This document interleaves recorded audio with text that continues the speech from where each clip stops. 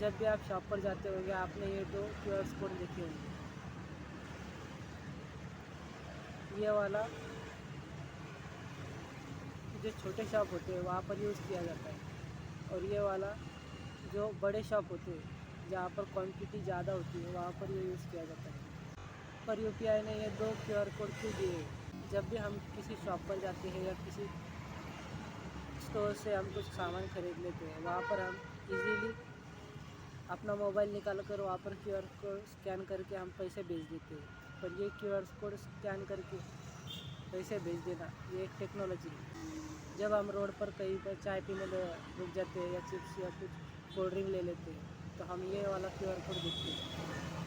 और ऐसे ही हम जब किसी बड़े शॉप में जाते हैं जैसे कि डीमार्ट हो या कोई शॉपिंग स्टोर हो या जूडियो या कोई और कपड़े की दुकान हो, वहाँ पर हम ये वाला क्यूआर कोड देखते हैं।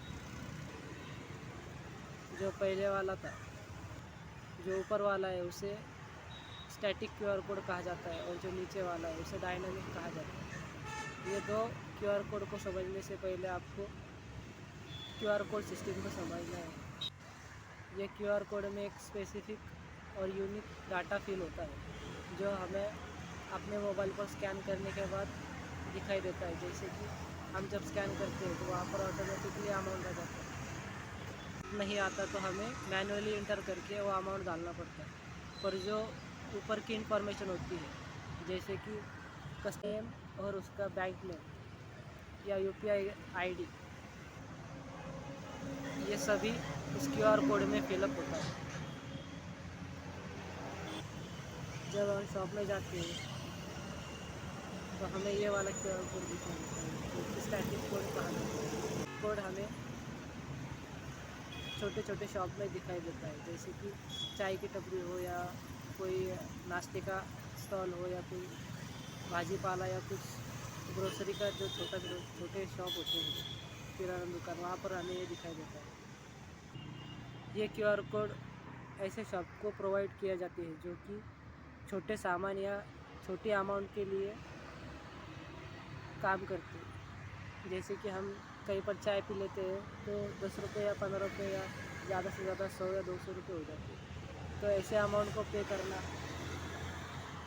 इजीली पॉसिबल है, इसलिए हम अपना मोबाइल निकाल के जब क्यूआर कोड स्कैन करते हैं तो वहाँ पर ऑटोमेटिकली कोई अमाउंट आता नहीं। तो ये अमाउंट हम खुद से डाल के हम उसे पे कर देते हैं। और उसी तरह ये डायनामिक कोड भी होता है। जैसे कि डायनामिक कोड में हम जब सामान खरीदते हैं जो बड़े बड़े शॉप होते हैं वहाँ पर ये डायनामिक कोड यूज़ किया जाता है। जब भी हम कुछ सामान खरीदते हैं जैसे कि हमने 5-6 हज़ार का कपड़े ले लिए या कुछ 3-4 हज़ार का सामान खरीद लिया है, तब वहाँ पर हमें जो क्यूआर कोड है वो स्कैन करके ऑटोमेटिकली जो अमाउंट होती है वो हमें क्यूआर कोड के थ्रू फ़ोनपे या गूगल पे पर दिखाई देती है। तो हमें सिर्फ अपना जो पिन होता है वही डालना होता है। ये पिन डाल के हम उसे इजीली पे कर सकते हैं।